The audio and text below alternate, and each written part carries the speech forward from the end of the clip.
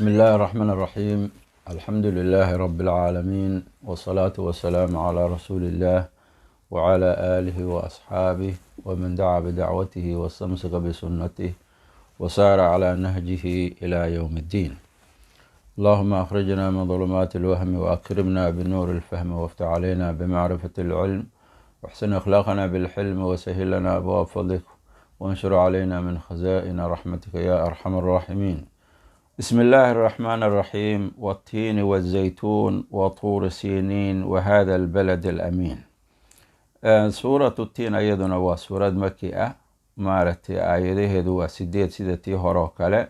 سورة البروج قداشيدي سودكت أيضا. سورة البروج أيضا قداشيدي سودكت marka iyadana ilaahay dhaar buu ku bilaabanaya ku dhaaranayo makhluuqaadkiisa qaybo ka mid ah iyo meelo barakaysan oo cajaa'ib badan uu ilaahay ku dhaaranayo subxaanahu wa tacaala. bismillaahi araxmaani araxiim. ilaahay magaciisan ku bilaabanayna allaha naxariista caamka iyo midda khaaska naxariista. watiini baan ku dhaartay buu yidhi alle, tiinkii iyo wazaytuuni zaytuunkii yaan ku dhaartay. marka waa meelihii kasoo baxayeen oo khayrka iyo barakada badnaa oo ambiyadu ay deganaayeenoo badankoodaba ay kasoo baxeen waaye. waa dhulkaas al ardu almubaaraka la yidhaahdaa oo nebiyullaahi ibraahim uu haajiray, nebiyullaahi ciise uu ku dhashay, uu deganaa jiray. halkaasaa loo jeedaa dhulka cajaa'ibta badan waaye. watiini baan ku dhaartay tiinkii, iyo wazaytuuni baan ku dhaartay, wa tuuri siniina baan ku dhaartay. tuuri siniin yacni wa jabalkii maaragtay nebiyullaahi muuse ilaahay uu kula hadlay, waa buurtii iyada ahayd waaye. waa nebiyullaahi muuse maaragtay markii waxyiga ilaahay uu siinayay rabbi uu kula hadlay. wa haada albaladi baan ku dhaartay, beledkan al amiini ee amiinka ah ayaan ku dhaartay. waa kacbada musharafada ilaahay uu sharifay, beledkaas oo nebi moxamed sala allahu caleyhi wasalam uu ku dhashay. beledkaasaan ku dhaartay wey albalad alamiin. waxaa loo jeedaa albalad alaamini fi daarayni daakhiluhu. qofka galaahay labada daaroodba uu aaminka yahay markuu yahay qofkaasi ilaahay mid rumaysan, sidaas oo kale maaragto mu'min ah oo ilaahay ku xiran. adduunku labadaba ilaahay waxaweye ammaana la siinayaa, saas oo kale maaragtay. marka wixii lagu dhaaranay waaskan laqad khalaqnaa waan abuurnay yidhi alleh al insaana insaankii waa abuurnay fii axsani taqwiimin, toosintii ugu wanaagsanayd ayaanu ku abuurnay. waa insaankii yacni acdal iqaamatin, toosnaantii ugu fiicneedaan ku abuurnay waay.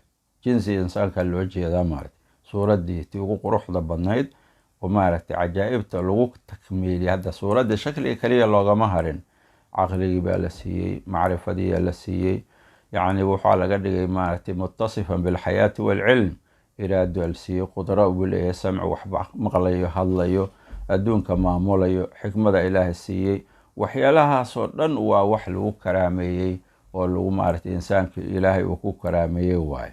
laqad khalaqnaa waanu abuurnay al insaana insaankii fii axsani taqwiimin, toosintii ugu wanaagsanayd ayaanu ku abuurnay. huma radadnaa buu yidhi ilaahay waanu celinay waaye.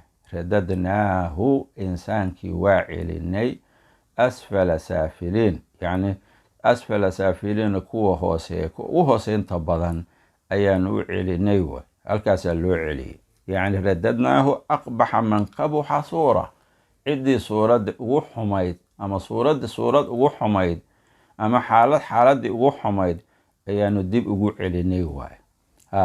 oo laba arrimoodba waa lagu fasiraa. marna waxa weeye camalkii wanaagsanaayo oo markii la abuuray fii axsani taqwiim loo abuuray, kaana calayhi inuu shukri la yimaado oo ilaahay daacadiisa u guto oo ilaahay intaas u galay uu amaalkiisa la yimaado oo daacadii ku dadaalo oo markaas uu dallaco fii aclaa ciliyiin u gaaro. midna waa midka leexanayo oo aan shukrigii la imaanin, xaggii gaalnimadii iyo xumaantii u leexday. markaasu asaguna wuxuu noqonayaa min ahli nnaar wa asfala saafiliin. markaas halkaasuu asaguna tegayaa.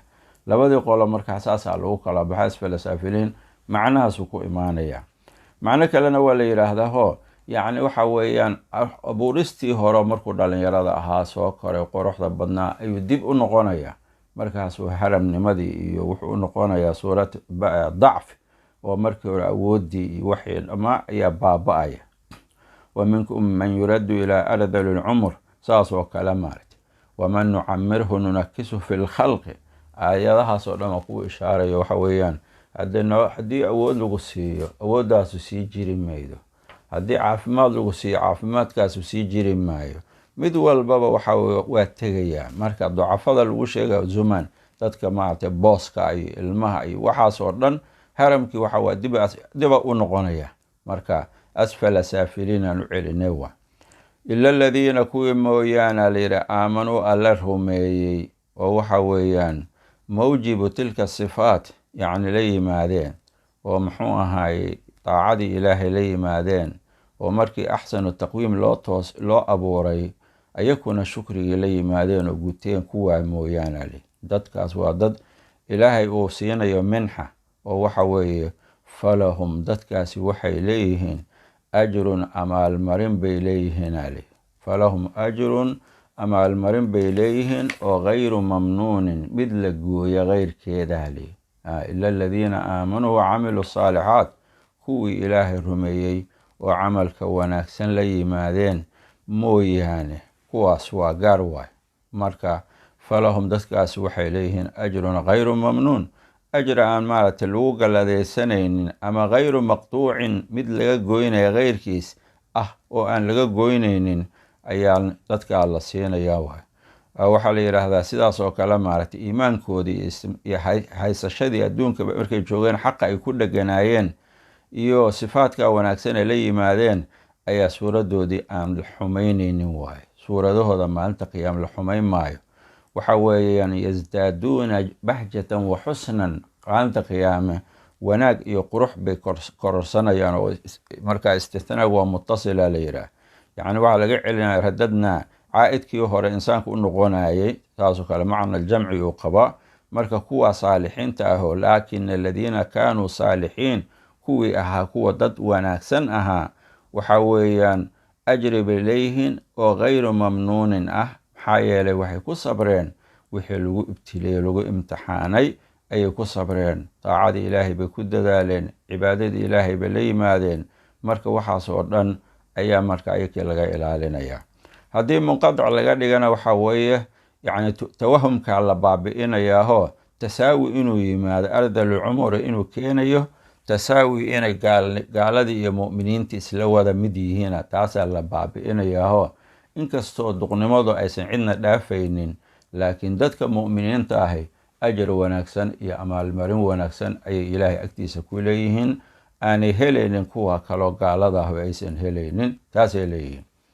markaas ilaahay wuxuu yidhi marka lala khitaabayo lala hadlayaa insaankii kaadibka ahaayoo xaqa beeniyey ayaa ilaahay la hadlay. waxaa leeyahay famaa yukadibuka, maxaa kugu beeninaya bacdu intaa ka bacdi xaqii markuu caddaaday, bacda tabyiini alxaqi, xaqii markii la caddeeyey. yacni waa khitaab insaanka afrika lala hadlayo. marka la leeyahay maxaa kugu xambaaraya, ayu shay-in maaragtay kuu baahi geliyey inaad beenidood iyadoo daliilkii qaadica uu halkan yaallo. yukadibuka maxaa kugu beeninaya bacdu intaa ka bacdi biddiini ay biljazaa, yowm aljazaa inaad beenido maalinta lays amaal marinayo, maxaa kugu xambaarayaa laleeyahay. yacni kaadib inaad noqoto xaqa beeniya, yacni waxa weeyaan maxaa waxa kugu xambaaraya? adiladii waa caddahay, daliilkii waa cadyahay, wax kastaa bannaanka yaaleen. marka sabab kugu qaadaa meesha ma taalle, maxaa kugu dhacaa laleeyahay. bs